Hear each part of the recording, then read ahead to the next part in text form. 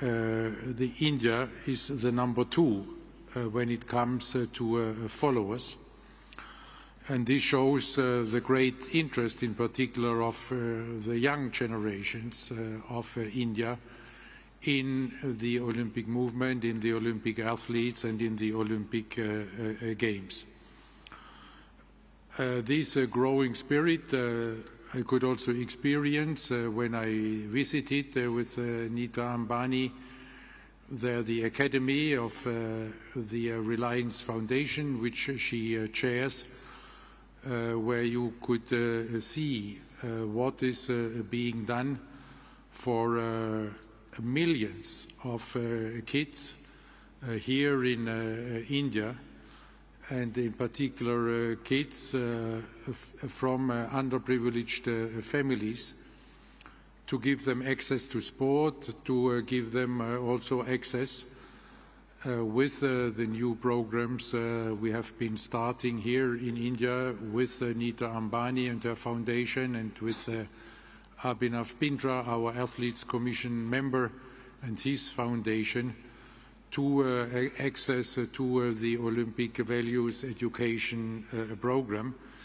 There we have a potential to reach here in Maharashtra alone 27 million children, and in Odisha, where the Abhinav Bindra Foundation is already active, the potential is 7 million children. And this is, I think, quite an achievement, and I must say I'm really deeply impressed by these efforts. With regard to the decisions and works of the IOC Executive Board, allow me just to give some examples, because we had so many really far-reaching and important topics. The first one is about safeguarding, which is one of our most important challenges, because safeguarding is about the future of sport. If we cannot offer the children a safe environment to play sports, the parents will not send them anymore to sports. It is so easy, and therefore the IOC has taken safeguarding as a special focus on their work in the follow-up of Olympic Agenda 2020+5. We have allocated there a special fund of $10 million per Olympiad, means every 4 years. And we have taken up the request of the international federations to take the lead on addressing this critical challenge. This has been in the hand of a safeguarding working group chaired by the IOC Executive Board member Prince Faisal, and supported by our administration, by Mrs. Kirsty Burrows and her team, who is with us here on this podium. Recognizing the fact that with these safeguarding efforts, we have to get as close as possible to the affected people. The working group chose a bottom-up approach and recommended the establishment of regional safeguarding hubs.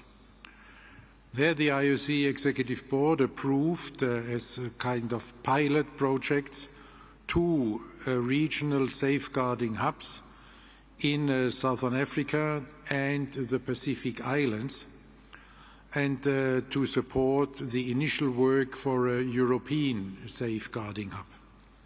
These hubs will provide the athletes with independent guidance, psychosocial support, legal aid, and any other help that they may need and they will do so through existing services available locally in the athletes' own language, within an understanding of their culture and the local context.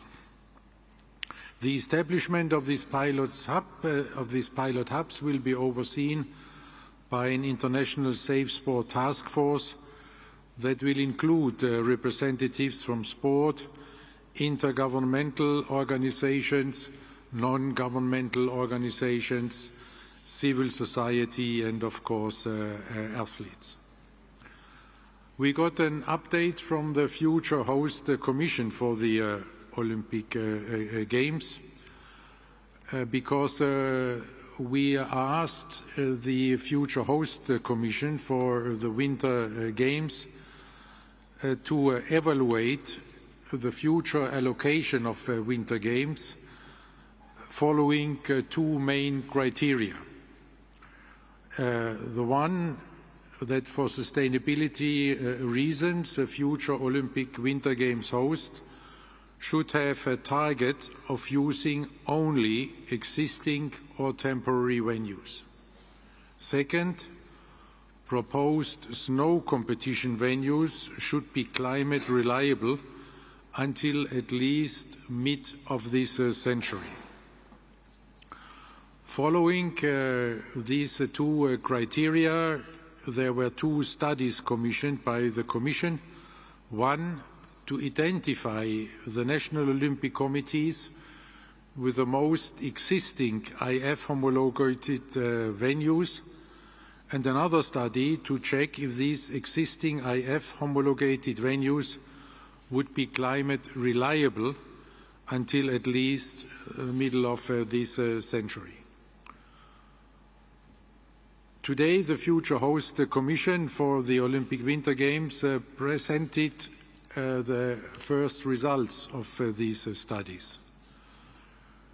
There are 15 national Olympic committees on 3 continents that have at least 80% of existing venues, which means that they have at least 9 out of the 11 required venues for snow sports.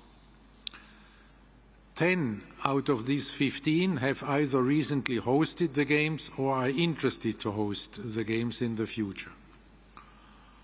By 2040, so for Olympic, in Olympic terms tomorrow, 2 of these 15 NOCs will no longer have the necessary reliability for the Olympic Winter Games held in February, and 5 even for the Paralympic Games held in March. That